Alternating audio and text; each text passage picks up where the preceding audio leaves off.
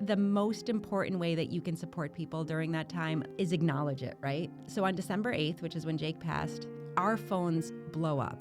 And it's not that people are calling, but it's just that text. Sometimes it's a heart emoji. Sometimes it is thinking of you. Sometimes it's the hug. Like, it's just acknowledgement that it happened. And it's an acknowledgement that we are sad, that I am sad. And that acknowledgement, I think, is so important. Welcome to A Place of Yes. I'm your host, Heather Strader, a podcast about how I moved through my darkest hour. And all I can say is I dug deep, figured out where I was and where I wanted to be. And for me, the answer was in a place of yes. Welcome to the show. But first, it's time for our review of the week.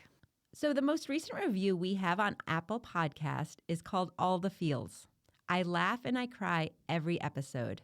Whether you have a special needs person in your life or not, it is a great little story. I love that review because it is entirely what I think a place of yes is. It speaks to certain people if you have special needs or if you've dealt with grief, but it also speaks to everyone. The topics we talk about will make you laugh, they will make you cry, and they will make you feel good. I sincerely believe that people feel better after listening to A Place of Yes. And I love that reviewer for acknowledging that. Thank you. So we are here with a totally different episode. We are here once again with Brian. Thank you. My husband, Jake's dad, Yes. and Ethan's dad. And we are here for a couple of reasons. One, because we had such a great time with our previous episodes. And if you haven't listened to them, they are episodes, I think, 3 and 4. And we really talk about all the things in those episodes. We talk about when Jake was born, when he was born healthy. We talk about when he got sick. We talk about that first seizure. And then we also talk about what happened after we lost him. And we talk about Jake's help from heaven. I always sort of say when people ask, how was that? I always say, well, for me, it was kind of therapeutic. We had these conversations we hadn't had in so long. So I'm going to start off, Brian, just by asking you, how was it for you? I enjoyed it. It was nice to kind of go back and think about, those years and Jake and everything that we went through. I mean, a lot of the conversation was, things we haven't talked about for so long. So to revisit that, still connect with you. It was nice. That was good. How I think a lot of that played out is people enjoyed seeing us. So we have opened it up this time where we wanted to get some questions from people because it seems like people liked seeing us together. I'm nervous. Okay. Me too. I got a sneak peek at some of the questions. Yeah. But we also wanted to do this at this time because May is such a big month for us. May is Jake's birthday. Yep. May 4th. And he can't believe he's going to be 18. Shocking. I know. It's hard to wrap my head around. No. And people know I've been talking about, is he forever 4? Is he 18? I'm locking in that he's turning 18 now. And then, As am I. Right? I used to be at the 4, but, when I think of Ethan and how he has changed and grown and just physically, intellectually, it's exciting. So I got Jake now at 8. Yeah, he's older. I think so too. And I also, as we get older, and I've been calling us empty nesters basically all since September, August, since he went to college, I feel like it's weird. We can't be empty nesters with a 4-year-old. So I feel like he has to grow with us, right? Perfect. Yes. Yeah. He's out. Yep. Sorry, Jake. So he's aging with us. Love you. But we thought that since, there's Jake's birthday on the 4th and your birthday on the 7th, how great would it be to the week of your birthday, have another episode with you. So that's sort of where this came to be. And we have personally, through Jake's Help from Heaven, through Bright-Sided, we have reached out to our audience and we have asked them what they want to ask us. I sort of at one point said, ask us anything grief or otherwise. So we had some feedback. So I figured I am just going to read some of those questions. I looked at them just quickly when they were coming in. So I did not spend any time trying to craft the perfect answer because I didn't want to have it, I wanted us both to be kind of at the same space. You ready? I am ready. So someone asked us, we're starting with a big one. Okay. What is the best advice for when you think of someone who's passed and you want to call or talk to them? Do you want to For me, I go to the cemetery. It was interesting. I texted you, just yesterday because I was like, I'm in Saratoga. I was home kind of early. I'm like, I'm going to go visit with Jake. I sat on, the bench because we have a bench there, just to be with him and spend some time. And then, somebody came. I'm like, oh my gosh, what's going on? This is like my quiet moment. I mean, I think it's important, and I like the times I'm able to be with Jake. And we sometimes we go together, sometimes we go separate, but I do like to go and sit there and talk to Jake. And I talk to my mom. My mom passed a couple years ago. I often, when I'm there and before I leave, I say a little blessing to the two of them. And I guess I have to change it because I always tell Jake to go run and give Granny a kiss. He's going to have to go walk over and, kiss her on the top of her head. Well, he's big. Yeah. I think it's important for me to find time, to talk to Jake and to talk to my mom. I don't disagree with that, obviously, at all. I have two answers to this question because one, I think, is a little bit more immediate. And I was immediately thinking back to right after Jake passed. And so not so much that I would have wanted to pick up the phone to talk to him or anything, but I remember it being really difficult to get acclimated to the life without him. And it would hit me in those times where I would think, oh, it's time to take him to PT. And then it's oh, wait, I don't have to take him to PT. It's part of the schedule. So I feel like that's that kind of thing when you're oh, I've always called this person at a certain time, or we talk every couple of weeks and they're missing. I wish I had advice for that. I really don't have advice for that question because I think the only thing that helps that is time and kind of acclimating to it. But what I do say is exactly what Brian said, is just have those conversations anyways. And I actually just gave that advice to a friend who lost her daughter. I was talk out loud. Don't be afraid. Don't just keep the conversations inside because sometimes they just feel better out loud. Or maybe I'm just crazy. But I definitely do talk out loud to Jake still. Yeah. And I guess, I missed that part of the question about, calling. And, it's interesting. For the longest time, my phone had on the calendar, Jake at Prospect. It had just those reoccurring appointments.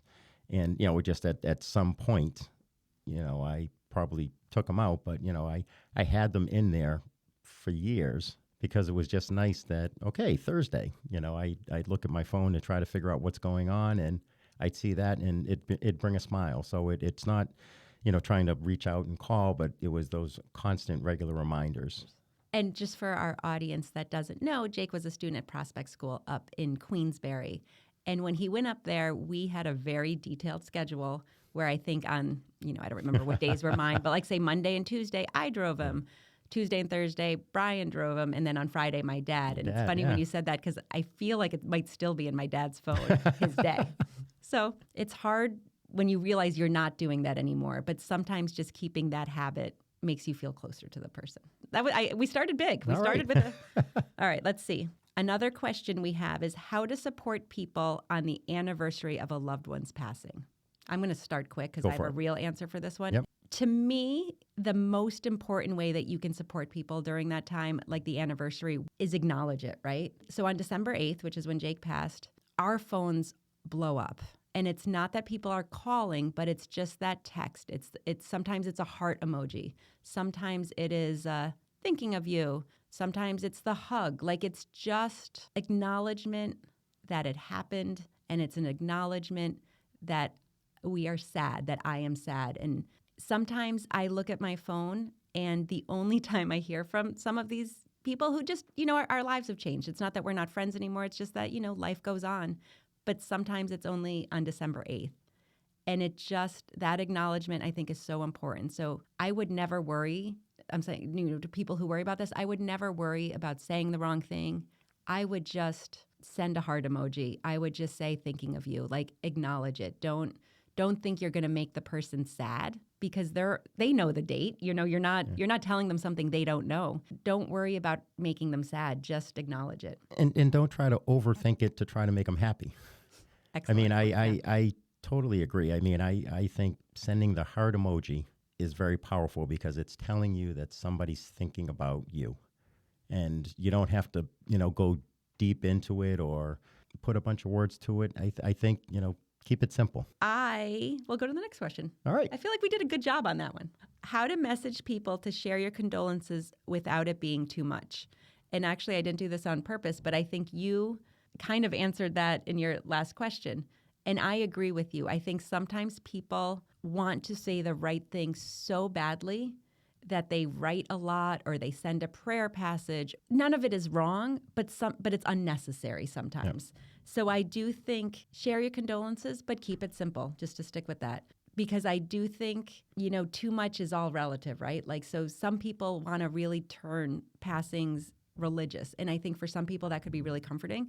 I'm not a very religious person, so it makes me sort of uncomfortable. That's okay. But I think the simpler you keep it, just makes everybody feel comfortable. No, and I don't write a lot of cards and do a lot of that stuff. But I wrote a card to Chuck. I don't know if the listeners know about Liv, but we recently lost somebody in the Saratoga community.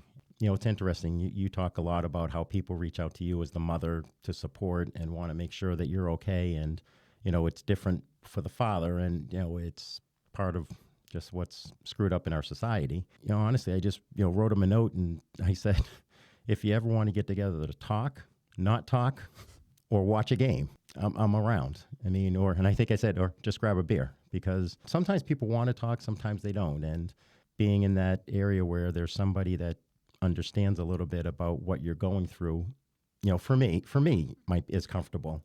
And, I don't know for him, but, I wanted to put that out there. I don't know. Just we've been there. And I think that's a great segue a little bit because, for the audience that doesn't know, Olivia Allen passed away March 28th. We knew her because she was a senior in high school with Ethan. So we've known her on and off through the years. Liv was diagnosed with leukemia early June, right before graduation. Seniors, like kind of living their absolute best life, got into college, planning for everything, and then gets this devastating news. And the thing with Liv was, whether you knew her or not, she lit up every room that she was in. I always loved her because near and dear to my heart, but she was so involved with Unified Sports and so involved with Best Buddies. To someone like me, who that's so important to, that advocacy and equality, how you treat people that are a little different with special needs or with illnesses, like, to me, that's who you are, is how you handle that situation. So without even knowing her well, she was a very high character to me because that's how I judge people.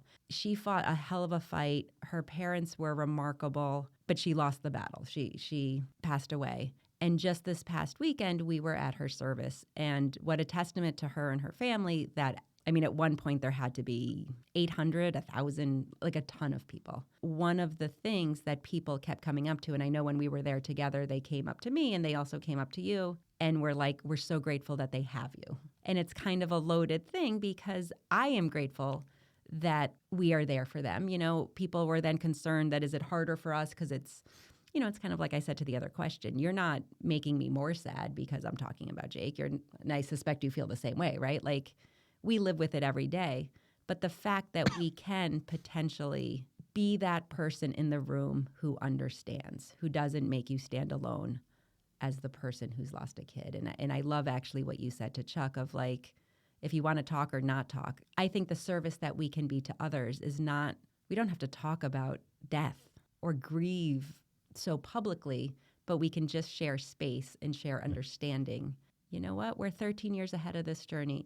I'm not saying it's easy. It still sucks every day, but you'll get through. You'll have good days and bad days, but at the end of the day, you'll be all right. And in a weird way, I feel like they have helped us because I feel, and this is weird, but I feel this, and I've said this to Melissa, so I don't feel out of order saying it, but one of the reasons that have helped me picture him growing and not have him stuck at Forever 4 is because he's got a friend there now. And he's got a friend who was Ethan's friend, who, like, there's a connection to me, and it makes my heart feel really happy, or as happy as it can feel, given what we're talking about. So also at the service, I don't know that people did this as directly to you. And when I went back sort of later in the day, there were a lot of people who would just sit me down, who were like, okay, so now that the service is over, what should we do?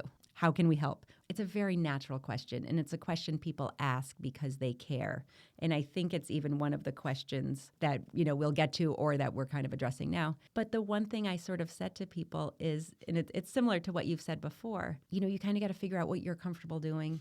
You got to think a little bit, like, don't overthink it. Don't do too much. I said, sometimes it's really hard in this period after the services, right? And I remember it with Jake, where all of a sudden everything post-death to the service, you're so busy. People are in town and you're trying to make the service the best thing possible, and you're trying to do all of these things, but then at a certain point, and you can't avoid it. And I think this is what I say to people too, is you got to let them feel the feels, because you can't You can't push it off forever. But there does reach that point when you have to realize your life is different. You have to realize that bedroom is empty and it's going to be empty. You have to realize she's not coming back. Jake's not coming back. And I think during those times, I told the story all the time of the people who just showed up with a cup of coffee or just said, hey, you want to go for a walk? People say, oh, let me know if you can help or what I can do to help, but there's not always an answer for that. It was interesting because so many people asked me, and I kind of felt this pressure of like, I have to say the right thing, right? Like, what if I give them bad advice? And what if it makes Melissa and Chuck uncomfortable? And what if it's wrong? But then I remind myself that there is no right or wrong, but kind of follow your heart, be kind, and err on the side of simple. So I've got another question. Go for it. I'm here. How to handle feelings of guilt after a loved one passes? Guilt about how you treated them. Do you want to go first or do you want me? I'll go first. Guilt about how you treated them. So this obviously doesn't have to be about Jake. No, because yes, for Jake, I think everything that we did focused around Jake. 1,000%. When we needed to go back to Boston for the doctor's visits, who was going to bring him to school. So everything kind of focused around Jake while also trying to recognize the things we needed to do for Ethan as well, because we couldn't not do things for him. So I think, for Jake, we did as much as we could to do the right thing. So if I think about, my mom, it brings me to, did I go see her enough or call her, before she passed? And, it has me thinking about my dad right now. So, my dad's at 85, 6, maybe 7, and, in Boston, and, I don't call enough or visit, so it's hard. So you try to figure out how to do the best you can, and the fact that I'm here and he's there, it makes it a little more difficult. But just try to do the best you can is what I could offer. There's not a right or wrong. No, I think that's right, and I think to kind of just take it one step further, if you feel guilt about how you treated someone and they passed, or you have guilt of, oh, I should have called more. I have guilt around Jake, I wondered sometimes, were we being selfish? I've talked about this on the podcast. Were we being selfish, by feeding him by mouth for so long? 13 years later, I still think about it. Like, what if we had done a feeding tube? Would he not have aspirated that day? Would he still, I think that guilt is a very normal emotion. It's a difficult emotion, but it happens to all of us. I would say that if you're feeling guilt about something after someone passes, you just have to figure it out. Like, you have to, it's okay to acknowledge it and feel the feels, but you also give yourself grace. You're doing the best you can. And if you weren't doing the best you can, then figure out how to change it for the future. You can't go back. You can't change anything.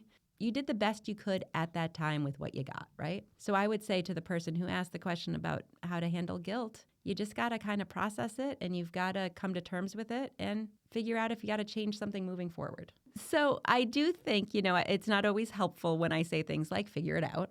It's one of my go-tos, but I recognize that sometimes people need more.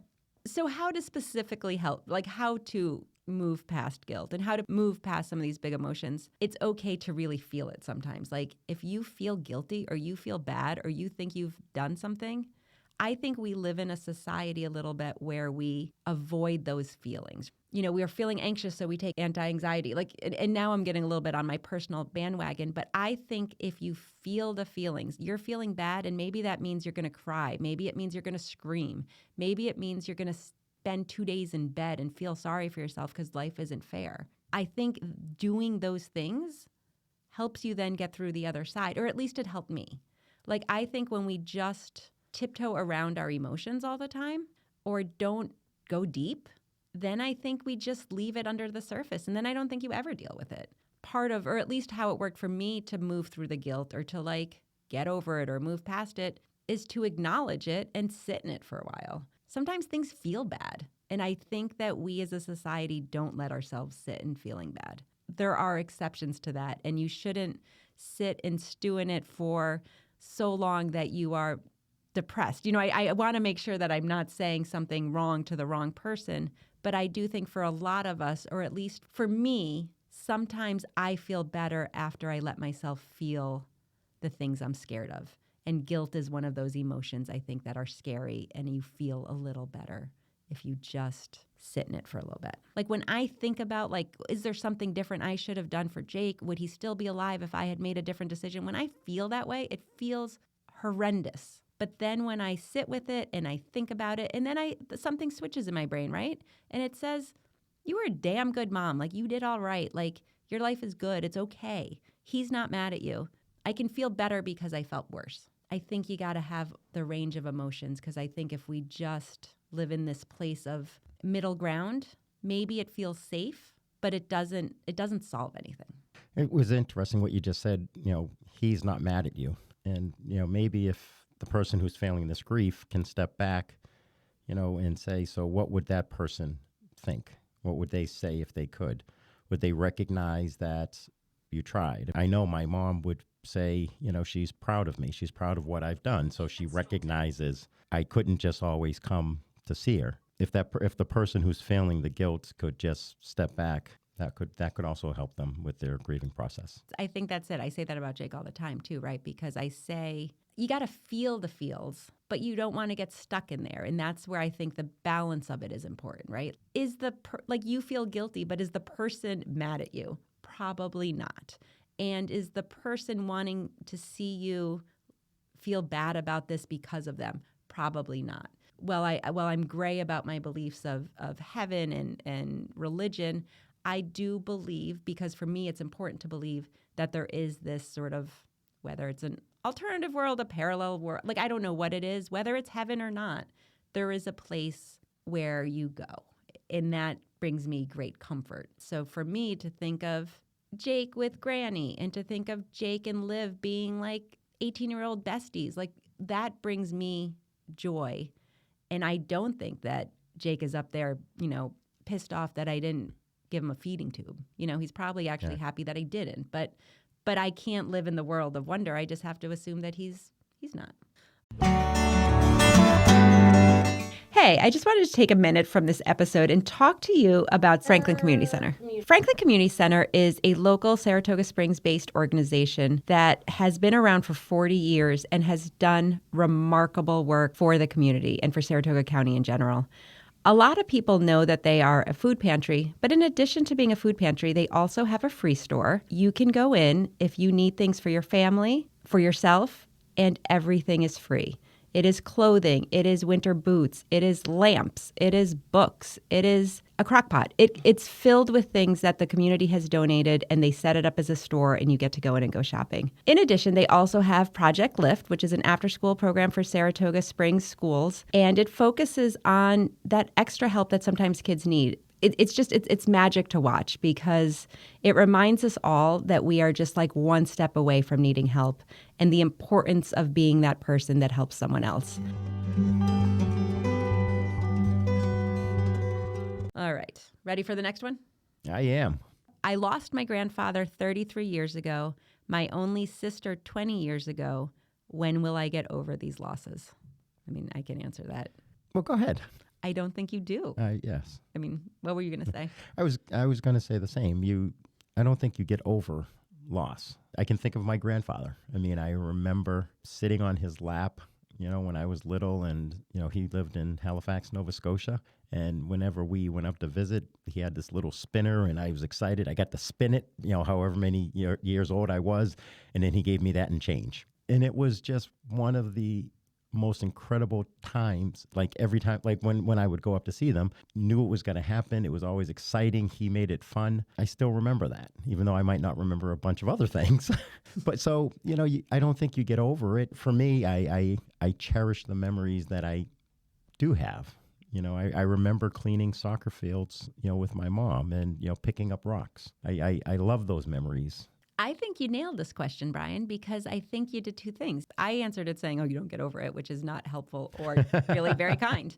But you took that and then you actually gave an answer to it. You get over the losses by remembering, by living in the memories, by thinking of the things that make you happy. And that is, I think, how you get over the losses. Like you have to find the good. You have to think about the good. And that's where again, you don't get over it, but that's where you feel better about it. And that's where you can move through. So I guess my suggestion would really be to try and focus not on the fact that they're not with you, but try and focus on the time you had and what was great about it. What was your favorite thing to do? Like, I love that story of like cleaning soccer fields with your mom. I can picture little Brian and Shirley doing it. Like, I think that's great. Like, and the story of your grandfather in Halifax. I think those are the things that help you be in a better space over grief. So when we reached out to our audience, we asked for questions or topics. So this one is a little bit longer. I'm going to cut it down a little bit. But this one is pretty directive. Well, I'll just read what they wrote, and then we can discuss it.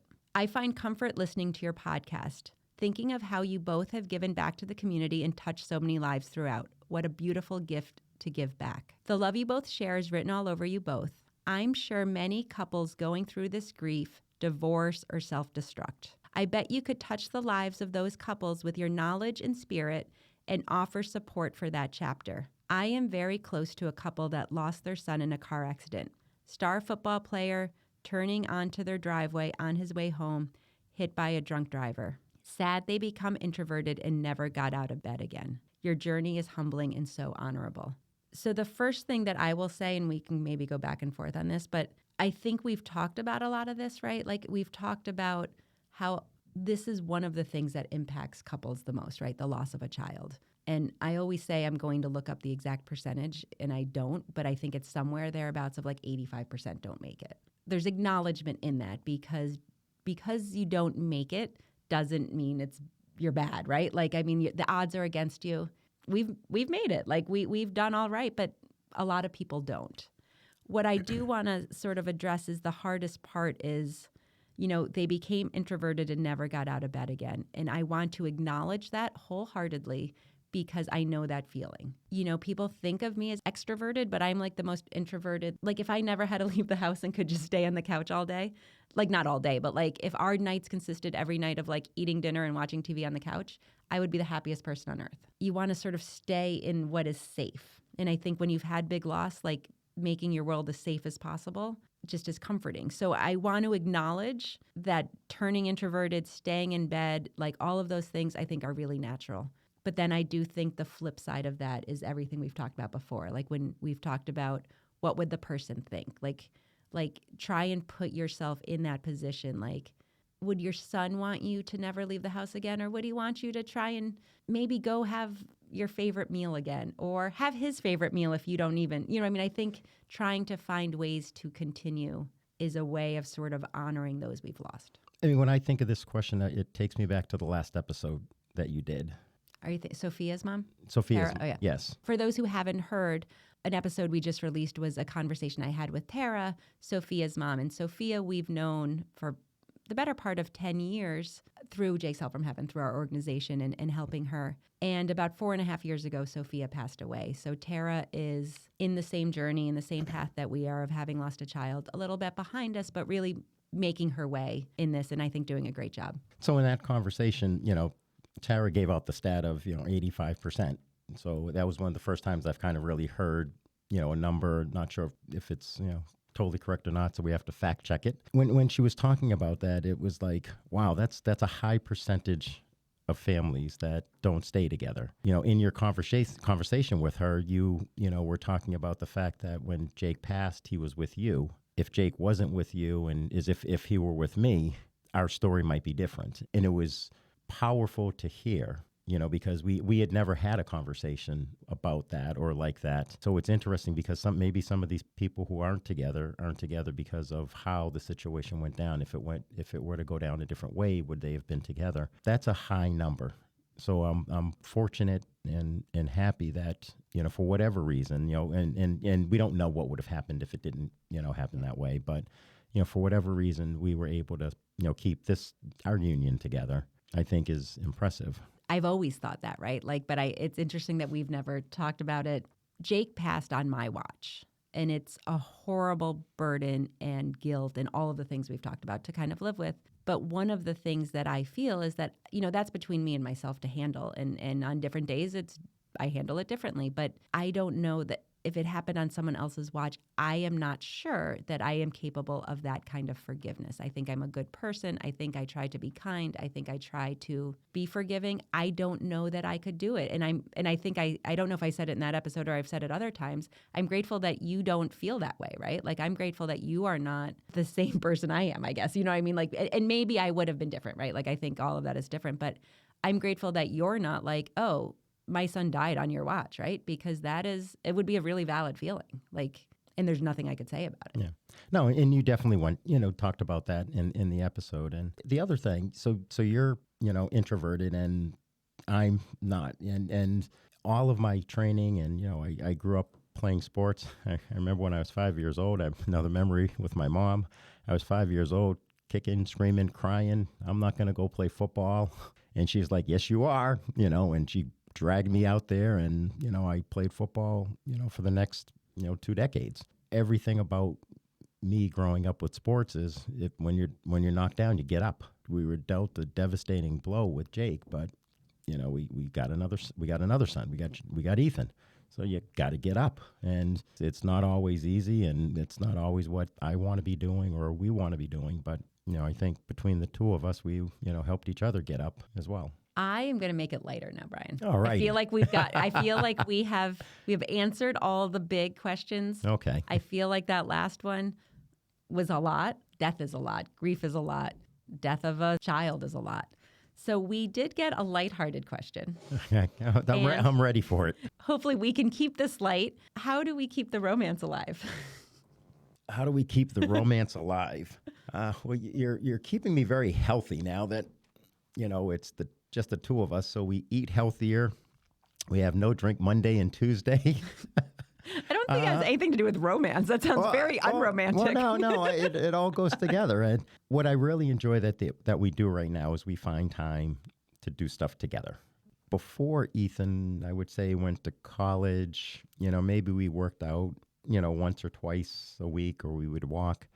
And I remember when we were, kind of like, making the schedule, and I'm thinking in the back of my head, well, she's only going to want to exercise with me like twice. And you were excited. You're like, wow, we can do this together. And it was really nice. I loved it. So I love the fact that we exercise together, and, we're really figuring out ways to do things, whether we take short trips. But, for us to keep it romantic, and again, I think it's, instead of pulling away, we're really embracing the positive things. Life is shitty. I mean, things happen, and people really need to make sure they recognize how lucky they are with what they have. And when you have an experience where things aren't so good, I think we're right now really trying to figure out how to embrace all of the other positive. But it'll slow down because Ethan comes home from school shortly. I know. We have to parent again. I agree with everything you said. July, we're going to be married 20 years. And I feel like even though that's quite some time, it's just been really busy years, right? Ethan is 19 and a half. You know what I mean? Like, so it's been a long time of just being married, but parenting. And what I have felt in this last, I don't know, since August, since he left, or since September, was I do feel like we're best friends. And it's so corny to say because people are always like, oh, I'm best friends with my spouse. But I literally think we are because, I mean, we're super dorky. We make very bad jokes with each other. We laugh and like dance around the kitchen. Like if anybody watched us, they would be like, these people are the opposite of cool. They keep it together socially a little bit. Our son tells us that all the time. Well, he knows that we're not cool. But like some people who think that we, who if they choose to like believe social media and think that we go to like fancy events and are like well-traveled, there are probably not two bigger dorks in Saratoga than us. No.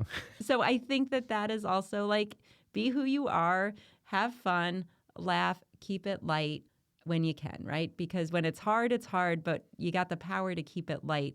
Maybe that's why we hang out with our Atlanta friends and Steve, because they're also it's who you grew up with, and they know everything about us.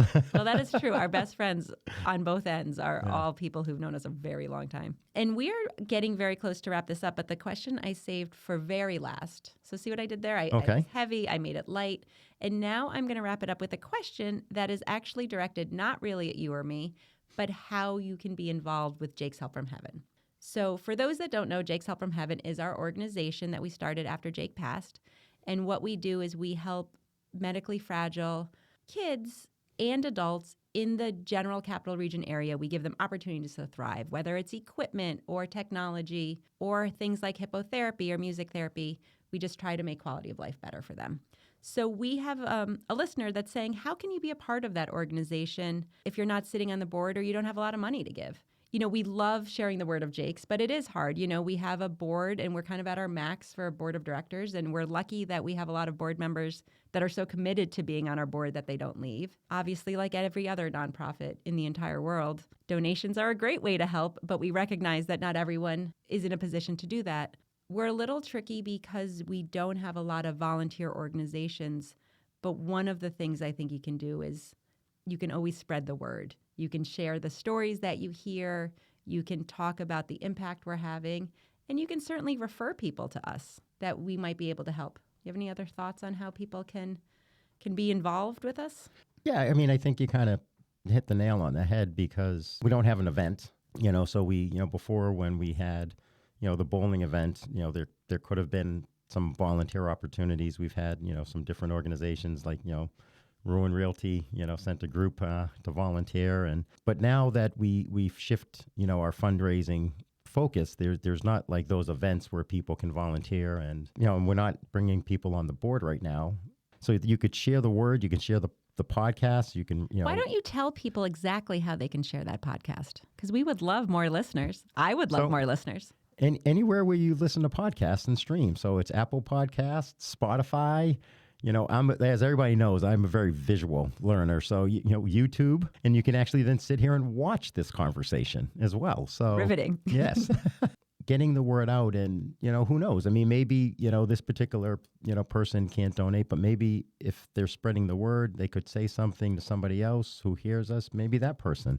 Like we say, it's very grassroots, this organization that we have been so fortunate to, be a part of. And I will just do one more shameless plug, but share A Place of Yes, review it, rate it, thumbs up, all the things, because that is an easy way, if you enjoy these conversations, to make sure they keep coming back, to make sure we can continue to do this work and these conversations. And I do think we talk about topics. Grief is universal. Grief is not something that just is confined to an area, right? All over the world, people experience grief. And what we do is we don't just live in that darkness, right? We live in the light. So, it's hope. It makes you feel better. And hopefully we can help people get through the hard times, but also enjoy the good times. So share A Place of Yes. Brian, I have once again enjoyed this with you. I'm glad that you are a guest on this show. Thank you so much. I loved being here. This was fun. Was fun. Good. And thank you to our audience for these great questions. I was really nervous that we wouldn't have anything to talk about, but our groups showed up, our team showed up. So thank you. Keep listening and keep asking. Thank you. Thank you for listening to A Place of Yes. Please follow us wherever you listen to your podcasts. Please subscribe to our YouTube channel, leave us a thumbs up or leave us a comment. We would appreciate all that you can do. If you really like this episode, please share it with a friend or two. For more information and to leave us any feedback, please reach out to us at jakeshelpfromheaven.org.